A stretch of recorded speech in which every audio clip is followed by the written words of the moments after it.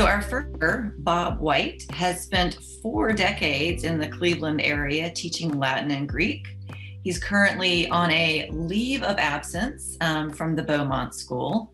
He's served on SCS and CAMWIS committees and has been a longtime presenter at film and history conferences in the area of obscure films dealing with the classical world. Currently, he's a member of the Cinema Special Interest Group for the American Council for the Teaching of Foreign Languages. And the title of his talk today is Atom Age Gladiator, Curse of the Faceless Man. And I will now turn it over to you, Bob.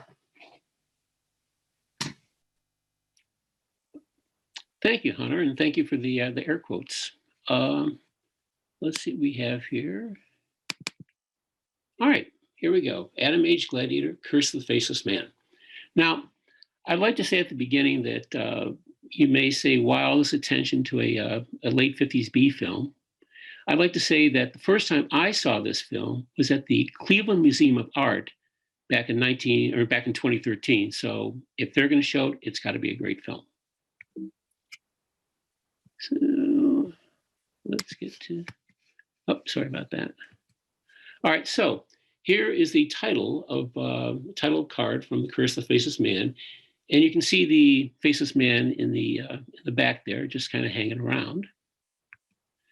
And as far as antecedents for this film go, we have to go all the way back, I believe, to Paul Wegener's Der Golem, and the two versions of this film, one from 1950 and one from 1920, with some differences, mostly in hairstyle, between the two characters. Created from clay to help out the Jewish population, and in the end, he's depowered when a young girl takes the Star of David off of his chest. The film, The Curse of the Faceless Man, does a lot with radiation to explain why he's able to move around and kill people. In terms of precursors, to this film, we have first off The Beast from 20,000 Fathoms from 1953, which I think is the first film that uses radiation to get some kind of monster going, as it were. The more famous film is the year after Gojira or Godzilla from Japan, which of course spawned many sequels and many other monsters. The idea of the creature being in a suspended animation state is also taken up later by the film 2,000 Years Later, which features a Roman general coming back to modern day Earth. And also from Saturday Night Live, the frozen caveman lawyer, as portrayed by the late, great Phil Hartman. So those are good examples of suspended animation, as it were. Some bad examples, and again, this is all radiation working here, is of course Night of the Living Dead, where the zombies are brought back to life because of radiation hitting the earth. And the movie Burial Ground, Lucio Fulci's Burial Ground from 1980, which I've included here mostly because I like the picture of the zombie who's kind of got a faceless man vibe, and the fact that it takes place on an Etruscan burial ground. So there is some small, tenuous connection to the Faceless Man movie there.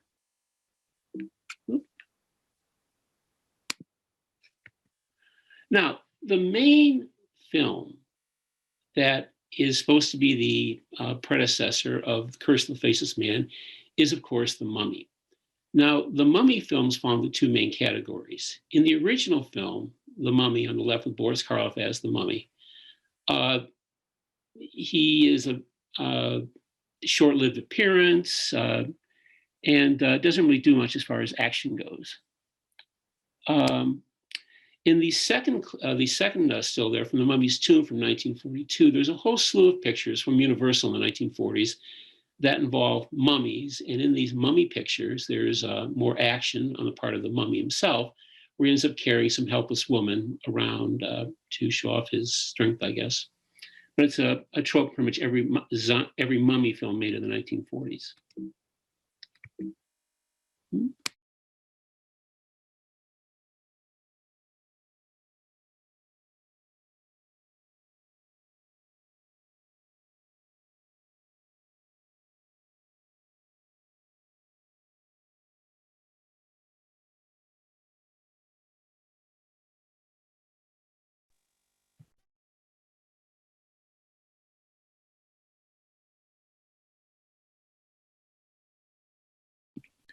You're on mute and we can't hear you. How's that? Hope it's better. Okay, they're both autonomous. They are make their own decisions, go their own path, as it were. The Mummy has total recall of past. There's a very nice flashback scene in the original movie. And then the Faceless Man has a dim memory. Occasionally you'll see a clip of like the last day of Pompeii for him. Mummy, Scroll of the Dead, Tantalese, Faceless Man needs radiation, big part of the film, actually. Both of them have a lost love. In the 1932 Mummy, the lost love understands the reincarnation concept and goes with it. The lost love is sort of like not very clear about it, as it were. And finally, the lost love is a very important part of the movie in 1932's Mummy. And in the Faceless Man movie, she's more of a more ballast, needs to be rescued at the very end. Come on, buddy. Come on. That's all I've done for you. Kill me here. There we go. Okay. Now, locations. This being a B film, you're going to have a situation where you're going to have to have some stand-ins, as it were. For example, the Pompeii Museum, which takes up a great part of the picture, is actually the Griffith Observatory in LA. You see quite a lot of the front doors and little signs about admission. In fact, it's closed in the Faceless Man movie. The end of the film takes place at what is called in the movie the Cove of the Blind Fisherman. Is it blind because the guy is faceless? We don't know. Okay, but it's also Leo Carrillo Beach State Park in California and Malibu, and there's a still from Greece there to show that. Now, as far as the actual excavation goes, this is a picture, a still of the entire workforce at Pompeii in this movie. One guy digging out his place, digging out for the day. That's it. You also have the stone versus plaster fight. The Faceless Man on the right, or the left, sorry, is going to be faceless and made of stone to be more impressive, as opposed to the plaster cast victim on the right. Obviously, if he was plastered, the movie would be over in about 10 minutes with either a bullet or a baseball bat. There are also artifacts here in Pompeii. You have on the left, you have a still of a box found with the Faceless Man that contains some bracelets and a medallion. On the right is a translation of what's on the medallion. Okay, it's not clear if it's been originally in Latin or Etruscan. Okay, the idea that the Faceless Man is an Etruscan noble or descendant of Etruscan gods is very, very prominent in the picture for some reason. Okay, and there's, it sets out there's going to be a curse. I hate the Romans. It's going to be all over to arouse everyone's concerns in the picture. One question that comes up is about why the film treats Pompeii like it does. I don't think it's just a B movie issue. It's just the fact that at that time, there's not much interest in Pompeii, which I believe has been advanced by Maria Weik. And I have here a 1935 title or intro card from The Last Days of Pompeii. And of course, even though it's taking the title of Bulwer Lytton's novel, the whole story has been changed. In 1935 was more like how one humble blacksmith rises through tragedy to become a big wheel in Pompeii. I guess if you're a blacksmith, you're going to be in a big wheel.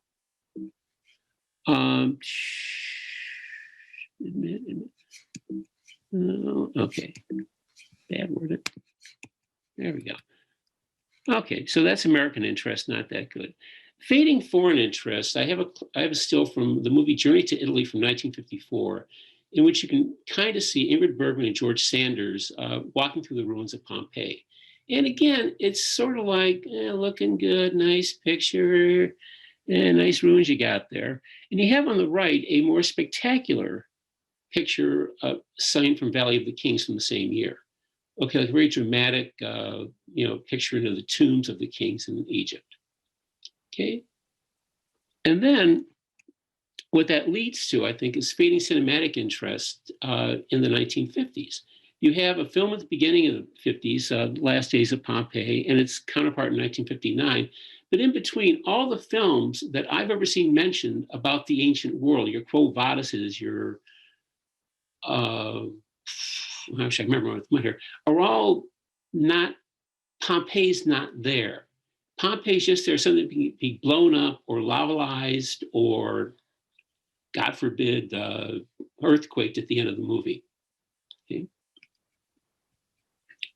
Now, I think I have two problems here with the movie as a whole. Okay, in terms of the first problem is the title. Okay, it Curse the Faceless Man. Okay, well, he is faceless. Okay, as you can see that he's faceless on the left still, and kind of faceless on the right side. You can see the little eye slots so that he doesn't hit the lost love's head on the door in the way out. So, but it could have been called The Curse of the Stone Man. It could have been called The Curse of the Gladiator. It could have been called The Curse of the Etruscan. Okay, but why faceless? It's my belief that it's faceless because the idea is that as a slave, he's of no negligible interest at all. And I put in a quote from Cato about the idea of a slave, whether an old slave or a sick slave, or a slave in general, just being one of the things that a farm owner has as a commodity. And I think that by making him faceless, that they do that to the same, there's no emotion, there's no love, there's no desire, just some monstrosity carrying this woman around Naples or Southern California here. The second thing is the ending of the movie. And this is where we get risky. I'm going to actually go and show you a clip that I have to get from another source here to show you what happens at the, and again, well, you'll see what happens, but again, you will not believe this ending. Okay, so if I go up here to stop share, better go to escape first. There we go. Okay, stop share. Let's see, get out here. Okay. Uh-oh. Sorry, Bob, you didn't do a reshare. Yeah, I just noticed that. Nope. There we go. All right. All right.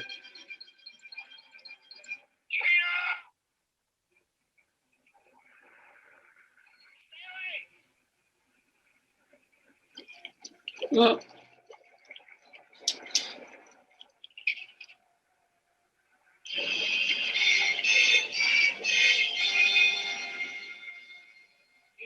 he is deserving.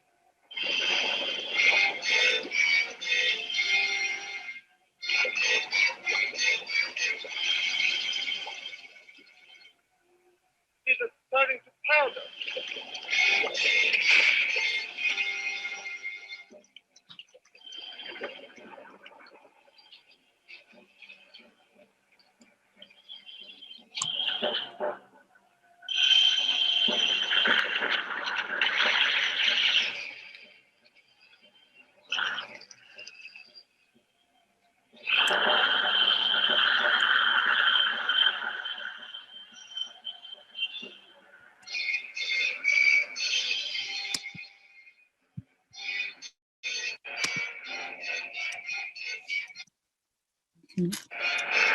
oh.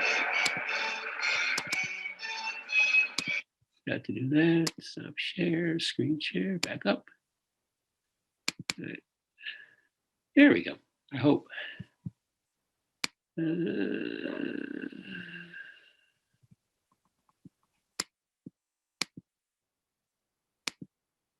There we go. Okay. So the idea is that at the end, after it's obviously he can't be stopped by bullets, by trying to attack him, that he's indestructible. And that it looks like he's going to get away with running away from, leaving Pompeii with his lost love. And what defeats him is seawater, okay? That he's dissolved like a big old Alka-Seltzer at the edge of the water. So the reading I get from that is that if you're a slave and you try to escape, you're violating natural law, and that you get smote, as it were, whether it's by Jupiter here, from close after the New Testament, by God. That slavery is a natural process, and if you go against it, you're doomed. So in the end, while it's a very nice film, the two lessons I get to make it kind of depressing there. So I think that would, oops, after somebody gets around, that would be it. And I'd like to announce that the film, which is a great film, by the way, is available online at dailymotion.com. You can pretty much find it from there. Okay, thank you very much.